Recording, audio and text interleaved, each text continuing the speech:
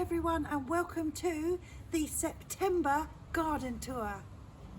And I have something to unveil, a premiere, the first release. No one else has ever seen this because I have planted in my new garden bed, and I know I said I'm going to leave it blank, I'm going to fill it with tulips until springtime, but I could not wait until springtime.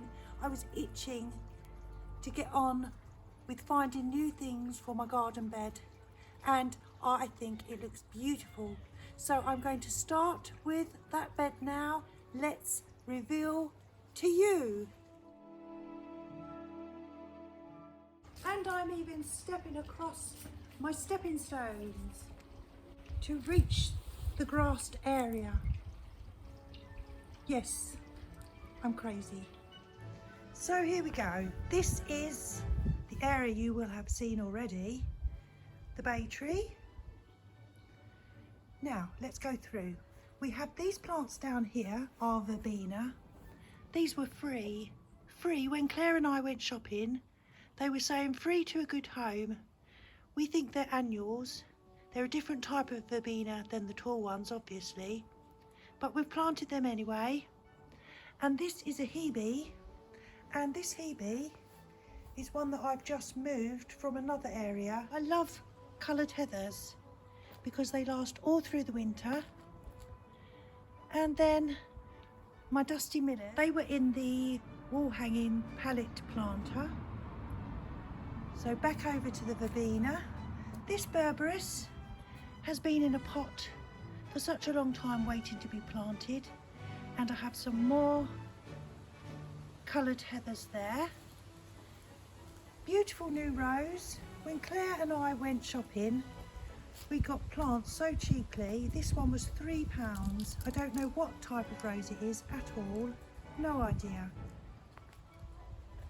This plant here, absolutely no idea.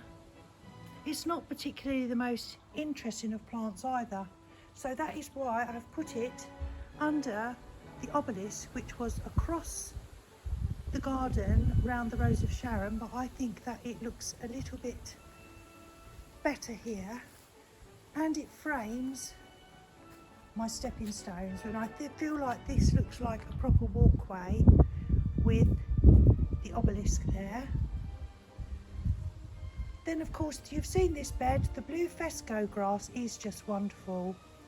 This geraniums, goodness, these were, I think, 6 small tiny plants. Just look at them. They have done so well. These are still looking lovely. Beautiful colour on the osteospermum. Of course this side of the bed was already here, and my topiary euphorbia. And I put another geranium on the end there. These beautiful heucheras, coral berry, absolutely gorgeous. Here's the stepping stones. This here is a little topiary, which is a bougainvillea.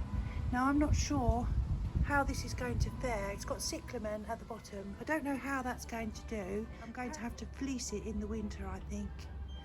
So I'll do that, that's no problem. I have a euphorbia, which is called Ascot Rainbow.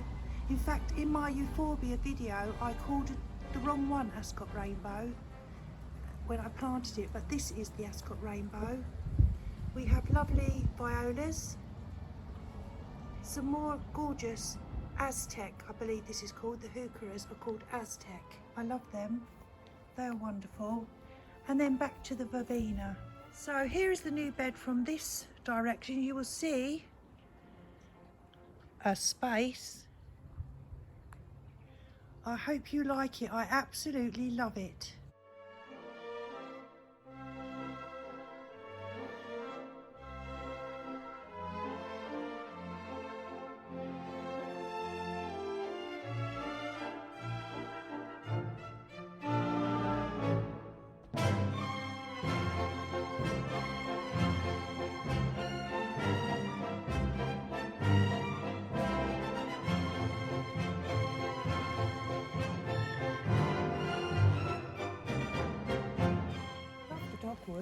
see that the leaves, the stems rather, are beginning to turn red. So that is going to look gorgeous in the winter. The canna lilies haven't grown as high as I hoped, or as they did last year. I think we're going to get a flower, so that will be really nice. The Sedum Autumn Joy, that is lovely. And you may remember that I did the Chelsea chop on this, so I cut half of them down lower in the hope that it would prolong the blooming, so these will bloom, and then a few weeks later I think these are going to come up. So hopefully we will see how that goes, see what happens there. This beautiful Chinese plumbago, isn't it gorgeous? Isn't it lovely to have blue colours in the garden? Because there's not so many blue flowers.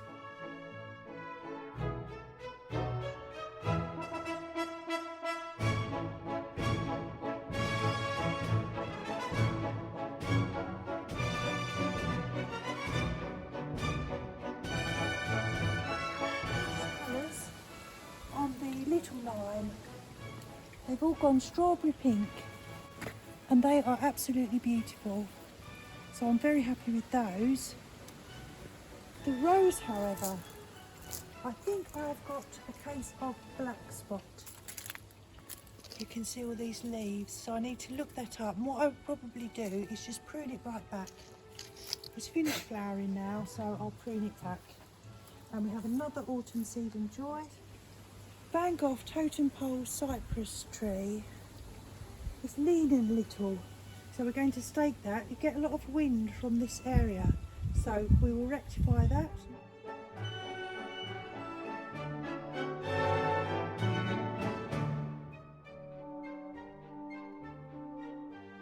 And I want to show you this.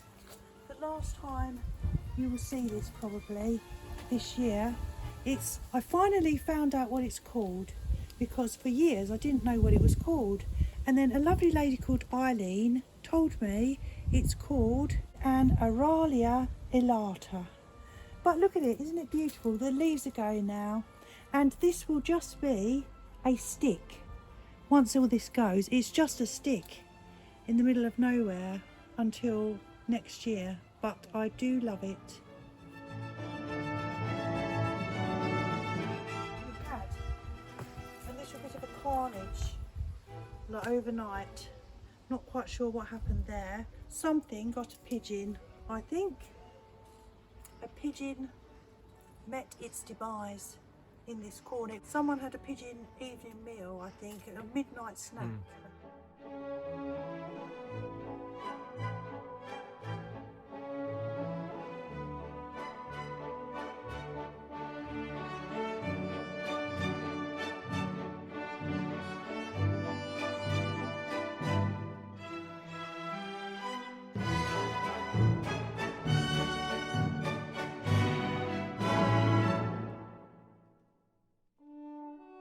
The honeysuckle should be much better next year because it's very new. We had a lot of problems with the powdery mildew, so it did suffer a lot.